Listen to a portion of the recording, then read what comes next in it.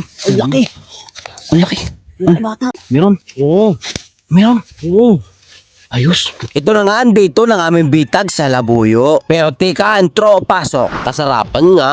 Papunta na nga kami doon sa aming mga bitag. Kami mamandaw na ba kasi makahuli na at kasi kahapon pa yun nung aming bitag. Bali guys, magang-maga ngayon kasi hindi kami nakapamandaw ng hapon kahapon. Ay ngayon na lang magang-maga tatry namin kung may huli at papadawin na namin yung aming mga bitag ni Pinoy. Si Pinoy guys. Diba? Ayos. Try natin kung may huli. Sana sa unang pandaw namin hindi kami mabigo. Bali guys, papandawin na natin yung bitag din sa may kalapit lamang. Andun kasi yung yung ibang bitag sa may paparon. Andito yung una naming bitag na isa. Titingnan natin kung may huli na. At sa mga oras na to ay titignan na nga namin yung una naming bitag kung may huli na ba. At sa pagdungaw nga dito ni Pinoy ay meron daw huli. Huli bata. Meron. Oo. Meron. Oo. Ayos.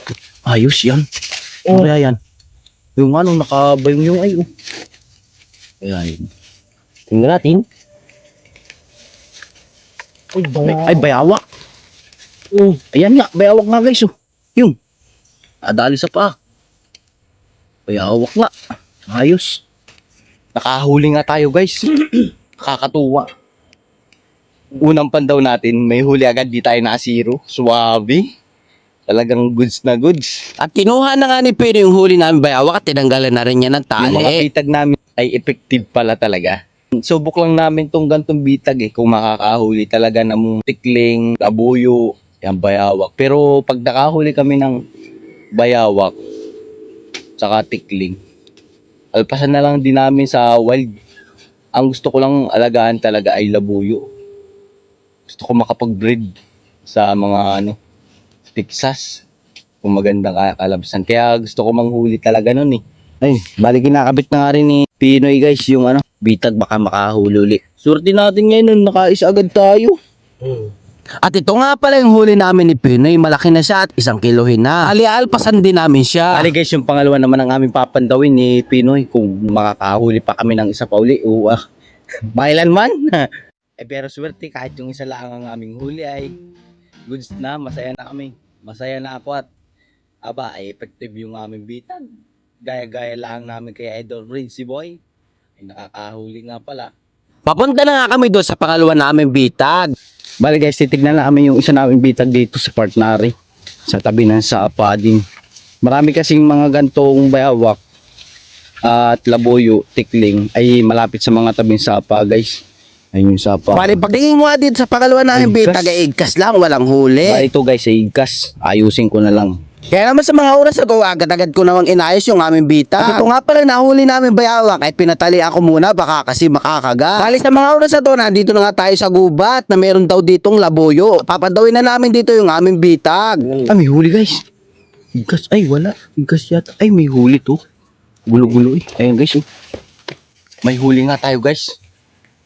Ayos. Ayun guys, bayawak na naman nadali natin kasi nasa tabi tayo ng Sapa Kaya nakadali na naman tayo ng bayawak. Ayun. Talagang yari. Ayun, Ang big. Ayos. yung maliit. Kasi laki ng unang huli natin. Halos Oo. Ay, mali ka rin. Lagis yung unang huli Yan Pero mas malita rin isang ari Oo.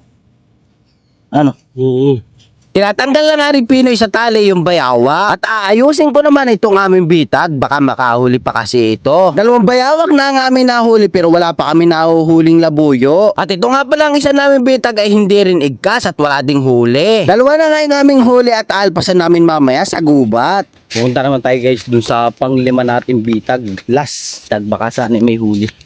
Ang bala kasi namin guys dun sa aming huli ay aalpasan namin ay pagkatapos na namin pandawin lahat.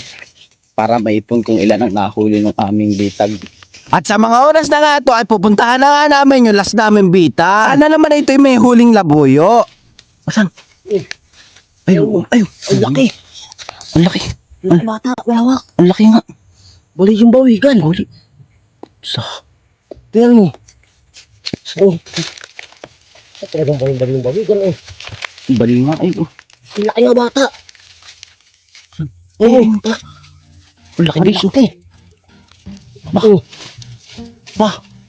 Bali yung bawigan Bali nga. Ang laki. Hindi yung bawigan natin eh. Yun, talagang kung saan saan pinulupot oh. Ay guys oh, putol oh. Ayun, huli. Ayos. Ang sinasabing ay huli. Effective talaga yung bitag natin, boy. Oo nga. Bali guys, 3. Unang pandaw, 3. Ang laki nga ng nahuli namin bayawak dito na 2 kilo. Akala ko ay labuyo na nga ito. At sa mga oras na to ay inayos na nga ni Pinoy yung bitag. Baka pa kasi makahuli. At pagkatapos nga ayusin yung bitag ay pumunta naman kami sa malayo at tinalpasan na namin to mga bayawak. Malapit ito sa tabi ng ilog. Guys, sabay party dun sa dulo. Papunta sa ilog. Bali, hinagis na rin namin itong isa dito sa damuhan. Di na rin namin sila pinaglayo-layo ng pinaghagisan kasi para magsama-sama sila at magparami pa ng similya. Paano? Maraming salamat sa iyong panonood. Araw-araw, sipag lang patungo sa bukas.